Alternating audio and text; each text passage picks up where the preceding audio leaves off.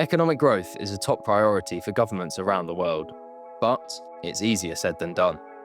Economic growth requires getting a lot of things right: taxes, laws, regulation, access to educated and skilled workers, access to international markets, infrastructure, and a whole lot more. That could take years, or decades even, for governments to achieve across a whole economy. But what if they could focus on a specific place within their country, a so-called special economic zone? In fact, governments around the world have been doing this for decades. The first modern SEZ can be traced to Ireland in the late 1850s, but their popularity really started to boom after China embraced this policy in the 1980s. By 2010, China alone had established more than 1,600 SEZs. And across the world, there are now over 7,000. Today in Africa, some 47 countries have special economic zones.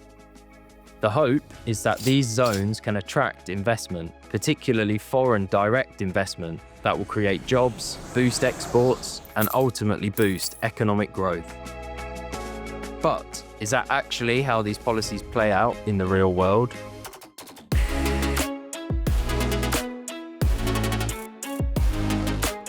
Welcome to Economics Unpacked, a VoxDev series where we talk to experts to try to answer the big questions in economics. Enter our first expert. The role of the economist is to look what actually has been happening on the ground and put these theoretical ideas to a test using data from the country. And this is what I and co-authors have been doing for the case for Vietnam. The time period that we cover in our study is between 2009 and 2019, and this coincides with the expansion of Vietnam in global supply chains and its entry into new supply chains, such as electronics, like smartphones and microprocessors.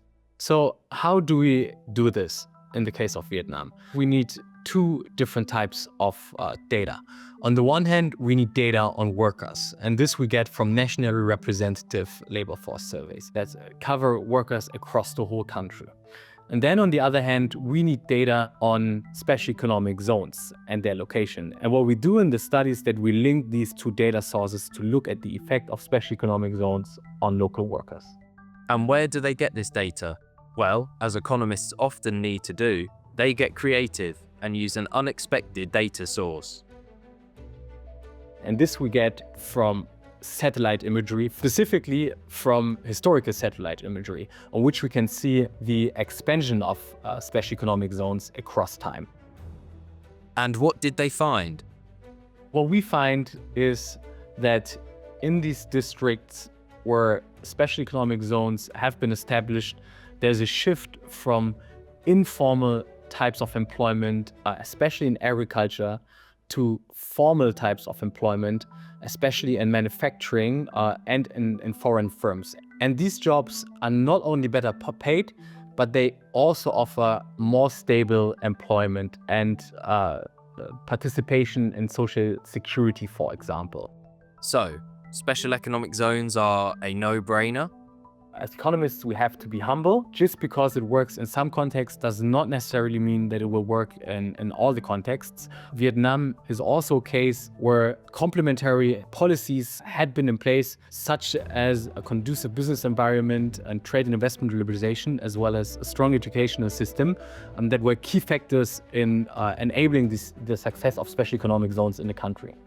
In Vietnam, SEZs worked, but the conditions were favorable. Let's look elsewhere to get more evidence. Enter our next expert. This time, the study looks at Indonesia. We study Indonesia's integrated development zones, which is locally known as the CAPEP program.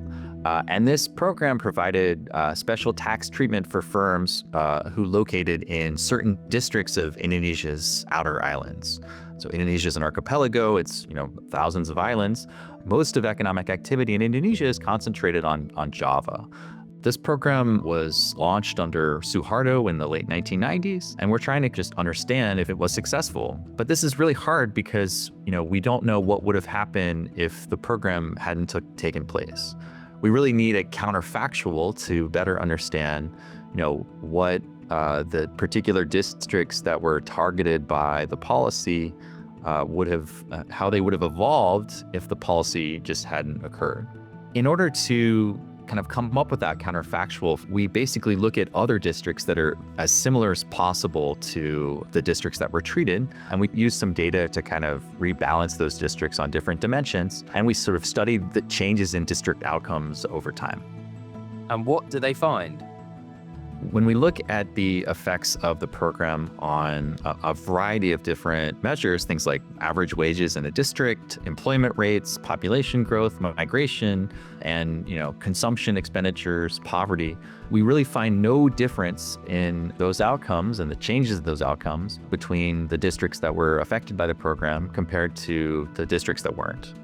So, a dose of reality from Indonesia. We find that the program was not successful, and we find that it really didn't lead to any growth and welfare effects nationwide. Why didn't it work?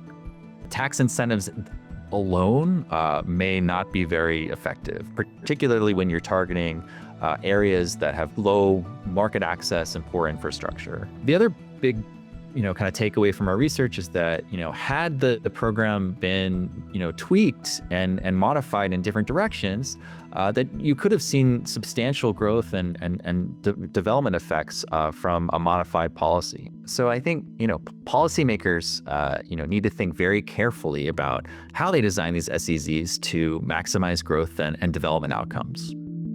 In other words, SEZs aren't a silver bullet.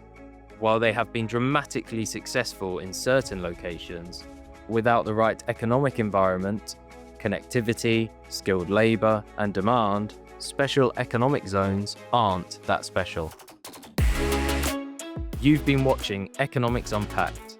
If you enjoyed this episode, please like, share, follow, and subscribe.